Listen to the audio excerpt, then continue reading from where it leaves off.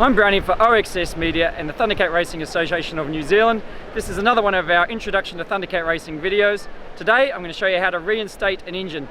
Now we've already had DS3s who have volunteered to go upside down for us, so they've already been in and they've been upside down. So now we're going to get underway and reinstate this engine for you.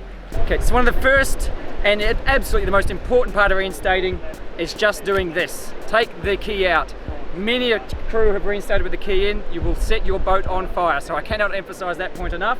On that note, we always keep a fire extinguisher handy whenever reinstating an engine.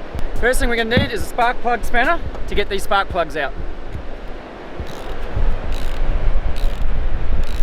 So the next step, we're going to need a 7mm socket to get in here to the drainage bolts, drainage screws inside the carbs to let all the water and whatever else drain on out. So we're going to remove these completely,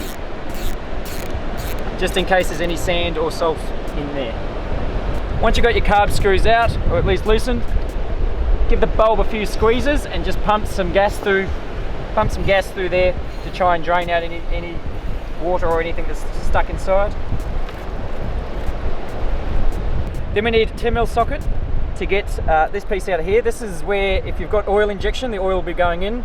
Normally on a Thundercat, we remove that and mix the oil in the tank.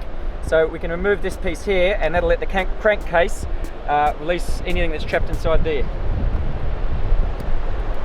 Pull it over about 10 or 15 times and try and spit all the salt water and everything else that's trapped inside the engine out to the spark plug holes and then drain down the bottom here. Remove that gasket.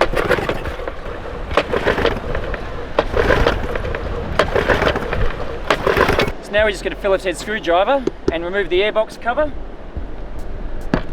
So next we want to spray some WD-40 straight in through the carbs here, and then we'll pull it over a few more times to try and get all of the water out. You can also use fuel, but we're right here on a beach, so I wouldn't recommend pouring fuel all over the sand. So we'll get some WD-40 in there and start pulling that over, so I can do the honours of pulling.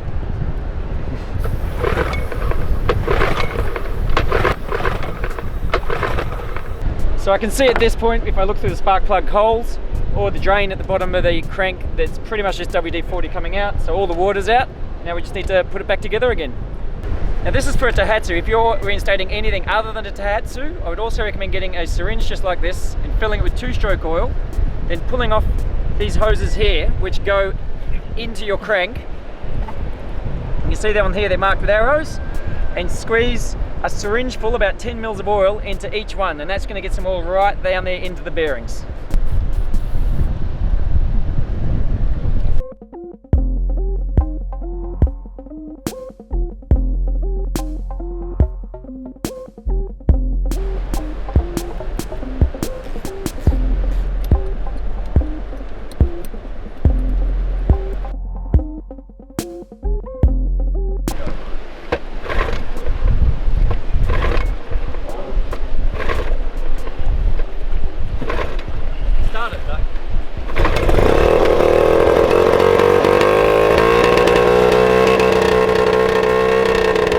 That's fully reinstated. The last thing to do when you get home is get the watering hose out and squirt a bit of water underneath the pull start here.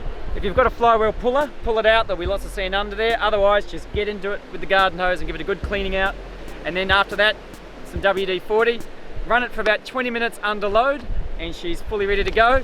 That's a good reinstatement for pretty much any 2-stroke outboard engine. And our most requested video. This has been one of our introductory videos on racing in New Zealand. If you've got any other topics you'd like to see us cover, comment down below. If you'd just like to argue with us, comment down below, tell us what we're doing wrong. Other than that, check out the rest of the videos to learn about Thundercat Racing, and for anywhere you can get equipment such as Cam's Marine, Salty Marine, family boats, we'll make sure that all that information is in the description below so that you can click on the links and get yourself into the sport.